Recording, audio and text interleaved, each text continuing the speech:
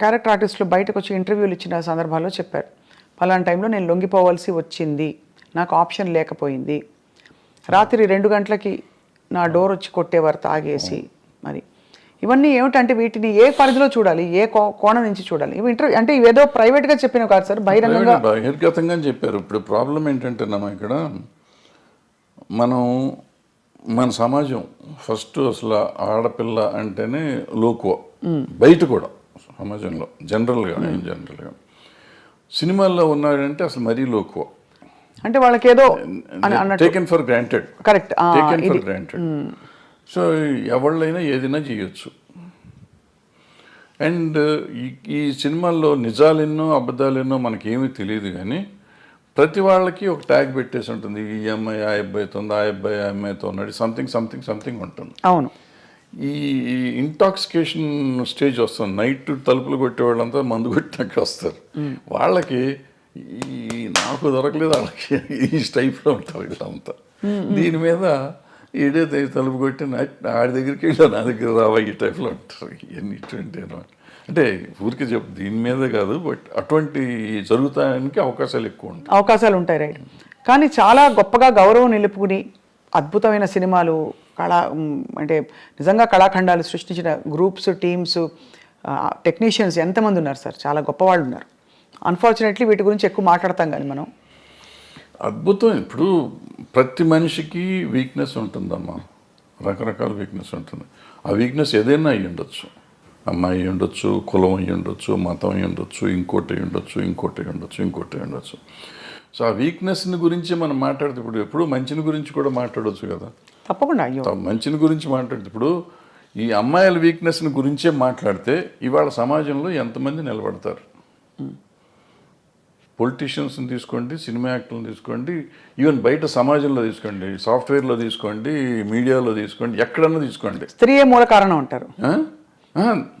ఇప్పుడు నేను ఇది ఉంది కదా, ఈ కేసు ఉంది కదా, ఇది మన ఐసీఎల్ని పెట్టిన కోర్టు, అదే పాష్ రూల్స్ ప్రకారం తీసుకుంటే ఈ చెప్పిన ఏ సెక్టర్లో అయినా మగవాళ్ళు ఉంటారా? ఉండరు. కొంతమంది బహిరంగంగా బయటకు వచ్చేవి, కొంతమంది రాకుండా, కొంతమంది దాని ఇప్పుడు నువ్వు మా ఇందాక వచ్చి నీ షేక్ హ్యాండ్ ఇస్తే కూడా తప్పే, నీ చెయ్యి నా చేతికి తగిలితే తప్పే, according to posh act. Bad touch, good touch అంటారు. నువ్వు బ్యాడ్ టచ్గా ఫీల్ అయ్యావు, నేను గుడ్ టచ్ నీకు ఇచ్చింది.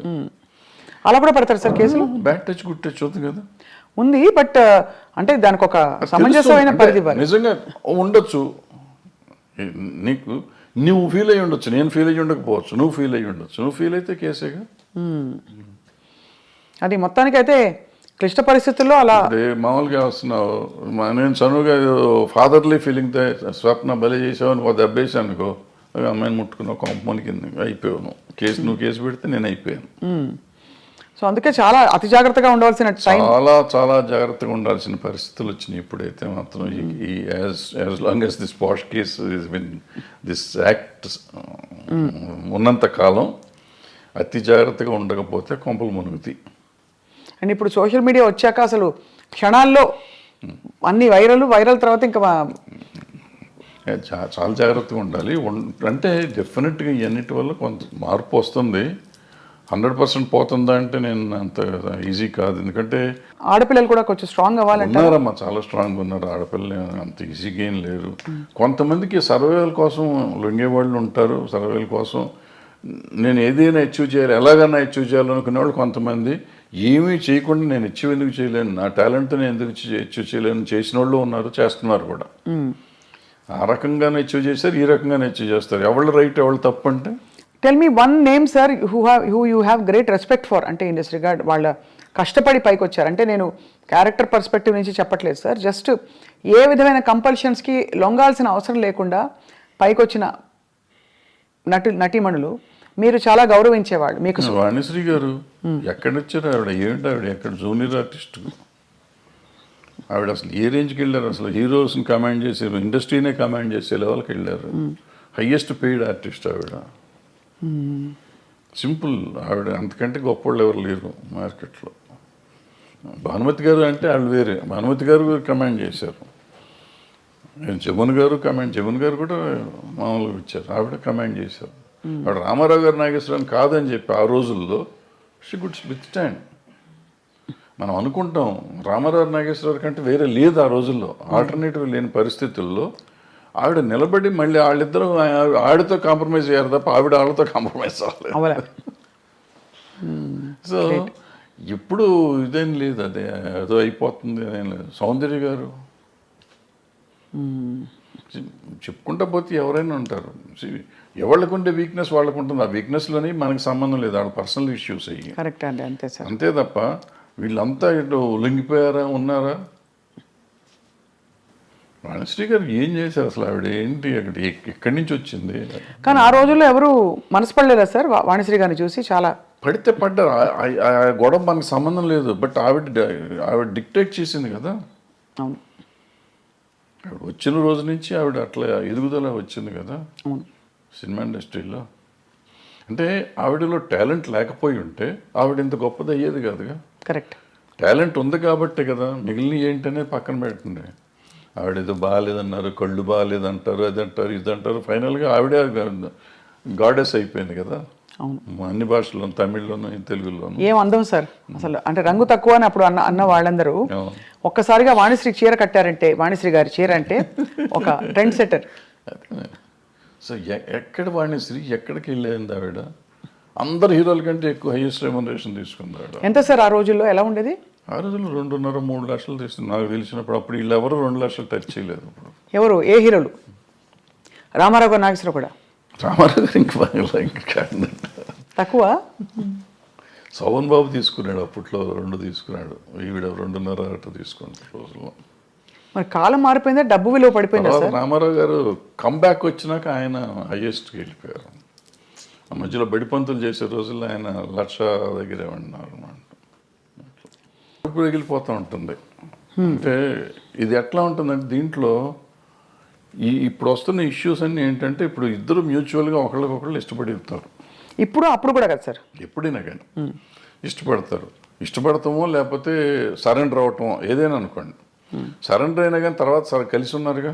అవును, నాతో సరెండర్ అయిపోయినాక ఇద్దరు కొంతకాలం కలిసి ఉన్నాం. ఇప్పుడు సరెండర్ అయిన వాళ్ళు నా మీద కేసు పెడతాం మొదలెడతాను ఇవ్వండి. అయితే సరెండర్ అయ్యి కొంతకాలం అయిపోయినాక నేనంటే వాళ్ళకన్నా మొఖం మొత్తం ఉండొచ్చు, నాకు వాళ్ళ మీదన్నా మొఖం మొత్తం ఉండొచ్చు. అది ఎవరికైనా ఎప్పుడైనా జరగచ్చు. వాళ్ళు నాకు బయటికి వెళ్తా అంటే వదిలిపెట్ట బుద్ధి ఇదిగా ఒకరికొకరు మ్యూచువల్గా వదిలిపెట్టపోయినప్పుడు ఈ కేసులు గట్టలు కథలు వస్తాయి. అప్పుడు నువ్వు ఎట్లా మొన్నటిదాకా బాగానే ఉన్నావు కదా, ఇప్పుడు నేను అవసరం తీరిందని వచ్చావా అని ఒకళ్ళు ఈ రకంగా ఉంటాయి. న్యాచురల్, ఇది హ్యూమన్ సైకాలజీ. ఇది దాన్ని పట్టుకుని మనం మాట్లాడతాం కదా. ఇక్కడ ఏంటంటే నో మీన్స్ నో మీద మాట్లాడాలి మనం. ఇప్పుడున్న కొత్త సిస్టమ్, ఒకప్పుడు అది వేరు. ఇప్పుడు శీలం అనేది ఒకప్పుడు పవిత్రమైనదిగా మాట్లాడుకునేవాళ్ళం. ఇప్పుడు ఎంతమందికి శీలం సరిగ్గా ఉంది అంటే చాలా డౌట్లు ఉన్నాయి.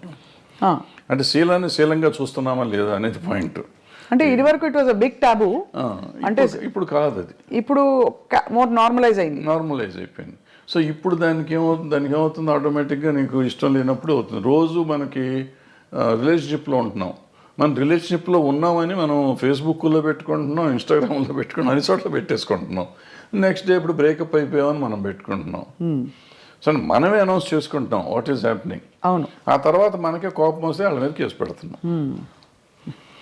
ఇది ఇప్పుడు దానికి ఎవరు బాధ్యులు అంటే కలిసి ఉన్నారు కదా. ఇప్పుడు ఏం పోయే కాలం, ఏం తీపరం వచ్చింది మీకు అంటారు మా అమ్మమ్మ భాషలో మాట్లాడాలంటే. తీపరం లేదు, తాపరం లేదు. ఇది ఏంటంటే నాకు ఇష్టం లేదు, నువ్వు రావద్దని రావకూడదు, అంతే, సింపుల్. సో అక్కడ నుంచి ఆ వైరం వల్ల వచ్చే కేసులు అంటారు ఇది. కానీ జెన్యున్గా ఆడపిల్లలకి రక్షణ లేదని హేమా కమిటీ రిపోర్ట్ని కూడా మీరు ఆమోదించపోరు. ఎందుకు డెఫినెట్గా ఉందమ్మా, డెఫినెట్. ఇప్పుడు ఒక అమ్మాయి వచ్చింది పాపం, ఎవరో ఒక అమ్మాయి ఆశగా సినిమాల్లోకి చేద్దామని వచ్చింది. వచ్చిన అమ్మాయిని నువ్వు నాకు ఏదన్నా ఇది ఇస్తేనే నేను ఉద్యోగం ఇస్తాను, వేషం కానీ పని కానీ ఇస్తాను అనేది దుర్మార్గమే కదా. హేమ కమిటీ రిపోర్ట్లో కానీ ఎక్కడైనా కానీ ఈవెన్ పాక్స్ దీంట్లో కానీ అదే చెప్తాను. నువ్వు అడగటం కూడా తప్పు. అడిగినాక లొంగి నువ్వు ఆ అమ్మాయికి పని ఇచ్చేసినా కూడా